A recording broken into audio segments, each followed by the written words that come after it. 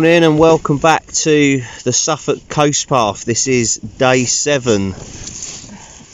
So myself and Dawn have awoken on the beach here at Shingle Street. It was very cold and windy last night. It was windy setting the tent up. We got in, got everything set up inside, got food going, and we was out of the wind. It was quite cosy. We went to sleep okay, and then sort of in the early hours we realised how cold it was, because of course we've got our summer bags, we haven't got softy trousers, we've got our summer mats, because it's kind of like the tail end of summer at the moment, sort of September. So yeah, it was pretty chilly. Dawn apparently struggled to sleep most of the night. I did sleep, but then woke up at about, I don't know, 5:30, 6 a.m. and was like, it's really cold. And then we slept in more or less till about 8 a.m, which is quite late for us on this trip. So we're rushing a little bit now, just to sort of, we packed most of the stuff away. Once again, it's just the tent. We've had breakfast. That was good. That sort of got us going a bit, warmed us up a bit more. The sun is out now. It's just very breezy along the coast here. It's quite open, exposed Shingle Street and Birdseye, but it's lovely. So we've got the final section today to do from the guidebook. So we've got stage 8, which is Shingle Street to Landguard Fort, Felixstowe. It's 10.5 miles. That's the plan. And yeah, I'll keep you informed along the way. Let's get everything packed away.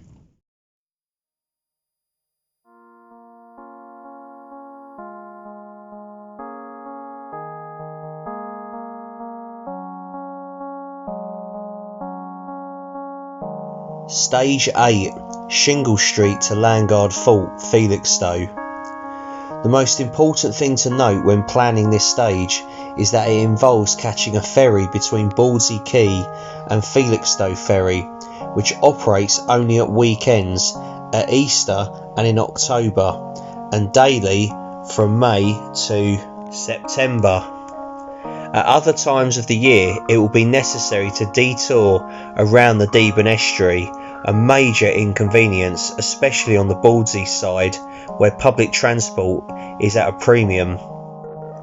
Martello towers were constructed during the early 19th century, at a time when Britain was concerned about a possible invasion by Napoleon. Stretching around the southeast coast from Seaford in Sussex to Aldborough in Suffolk, the towers made up a chain of just over 100 defensive fortifications designed to protect the English coastline. Others were built in Ireland, the Channel Islands, Scotland and elsewhere in British territories. These 2-storey garrisons, up to 12 metres high, with thick cannon-resistant walls and a platform for artillery, never saw active service against Napoleon, although some were put to use as anti-aircraft units during World War II, and others were used by Her Majesty's Coast Guard against smugglers. 47 have survived. Some are preserved as historic monuments, while others have been converted to private residences or are derelict.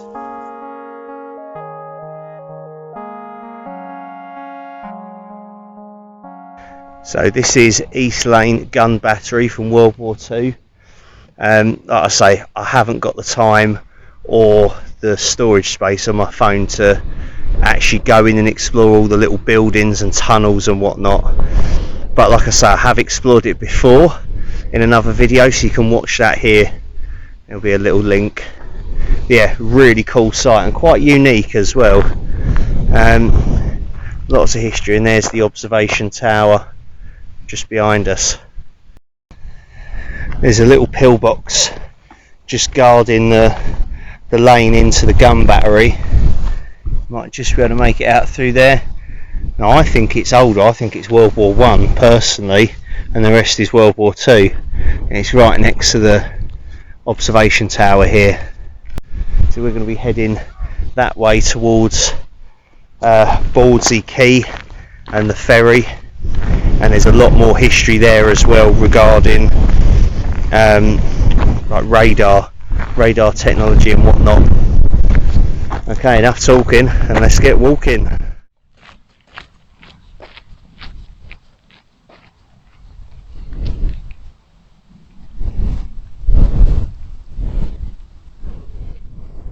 So just along the road here into Birdseye Quay, you can see this track that leads up to Birdseye rotor bunker. It's a huge underground bunker. Think Essex secret nuclear bunker at Kelvedon Hatch. This one I think is open sometimes to the public, but most of it's been sealed up. And of course, like here along at Birdseye was where they used a lot of the new, at the time, radar in World War II. And then I think that is a Cold War bunker, I believe. Yeah, pretty cool. If you just Google Birdseye rotor bunker, ROTR.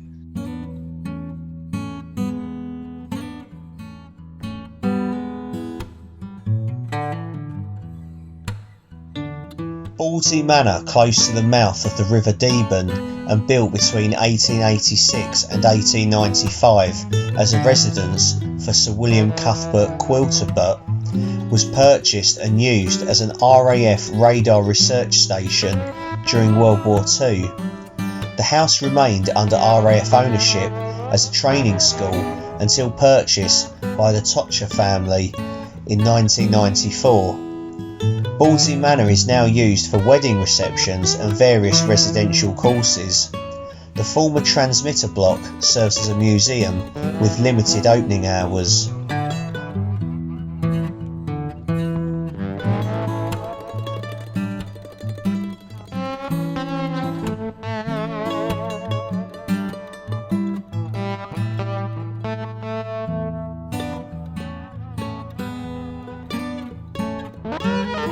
Birdseye Ferry operates from Easter until October, taking passengers and bicycles across the River Deben to Felixstowe Ferry. In the early 20th century, a steam-drawn chain ferry operated here, but this was replaced by a launch between 1931 and the start of World War II, when the ferry closed to the public. A daily service contracted by RAF Birdseye operated from the end of World War II until 1974, since when the service has operated in the summer months only. So we've just got the ferry over from Birdseye Quay to Old Felixstowe, or Felixstowe Ferry. £3 single return, and now we've got a choice of two cafes here.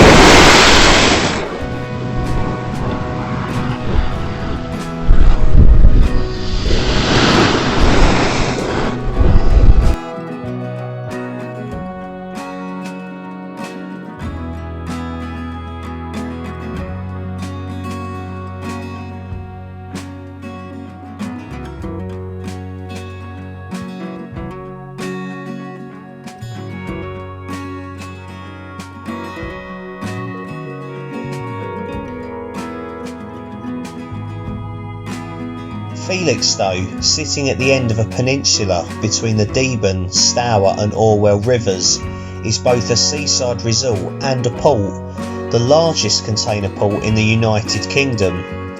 In the past, the town has hosted dignitaries such as Kaiser Wilhelm II and T.E. Lawrence of Arabia and Wallis, Duchess of Windsor, Mrs. Simpson, spent time here while awaiting the abdication of Edward VIII, her future husband.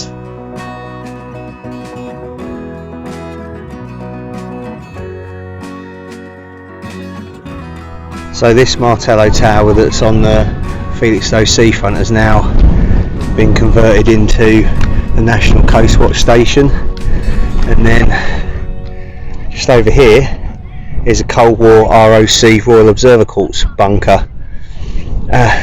External features look pretty good actually, but I'm pretty certain it's locked up or sealed up. We'll go and have a look. It looks like they've put some replacement grills on it, but everything seems intact on it. It's in really good condition. I'm not expecting this to lift up. Nah, they've sealed the hatch shut because it's so close to town and stuff. People could get in there and fall down it. But yeah, there'd be a ladder going down there to a small room, and then a separate small room that housed the chemical toilet, and they can monitor using this equipment on the ground. They could monitor from below enemy planes dropping nuclear bombs and stuff like that from here. So this was used in the Cold War between, like, I think 1955, and they stood the Royal Observer Corps down in 1991. But they all of these closed at different times or were destroyed. It's the ventilation shaft, and then that circular thing on the side is a telecoms receiver, like a phone line. So this indicates once again that this one was a master post, and therefore was connected to the headquarters, their regional headquarters. But yeah, that is really cool. So there's 2 ROC posts we found on the Suffolk Coast Path. And there we have it. We are at Landguard Point, the port of Felixstowe, largest container port in the United Kingdom, by the way, is there. So we are minutes away from completing the Suffolk Coast Path, Lowestoft to Landguard Point, Felixstowe, including the Orford Loop, all 60 miles of it. Landguard Fort at the mouth of the River Orwell came into being in 1543 under Henry VIII, when 2 short-lived blockhouses were constructed at the present site. A new fort was built in 1628 and repaired and fortified in 1666 under Charles II. This was attacked unsuccessfully by Dutch Marines in the following year. A new brick fort was built in 1717, which was subsequently replaced by another pentagonal structure in 1744, the walls of which remain to this day. Future remodelling and additions took place in the late 19th century, and the fort served as a barrack accommodation through the 20th century until 1956, when it was abandoned as no longer having any military function. English Heritage took over the fort in 1997 and opened it to the public after structural repair work. Although it is now officially in Suffolk, Landguard Fort was considered to be part of Essex during the 18th and 19th centuries. And there we have it. I believe we are at the end. You can see across the water there is Harwich in Essex. Hey! There's the Felixstowe container port and the ships and the cranes that we've seen looming ever larger as we got closer to this point. And yeah, I believe that is it.